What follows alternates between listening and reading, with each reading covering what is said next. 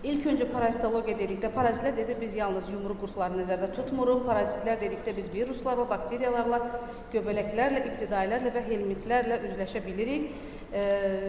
Bunlardan ibtidailər bir hüceyrəlilərdir. Mən uzun sadalamaq istəmirəm. Bunların əsasən praktikada ən çox rast gəldiklərimizdən fekal-oral yolla keçən, çirkab-sulardan keçən bizim ibtidailərimizdir, sislərimizdir.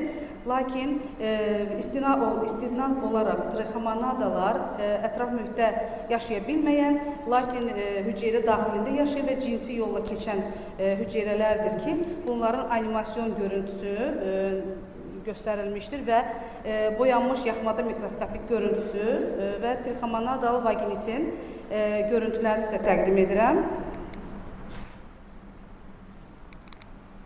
Deməli, bu bizim praktikamızda 4 il bundan öncə 25 yaşlı hamilə qadın trixomanoz xəstəliyinə yoluxub, 8 aylıq xroniki infeksiya davam edir, 4 bətin daxili düşüş müşahidə olunub, 5-ci hamiləlik müalicə taktikalarımızı fərqləndirdik.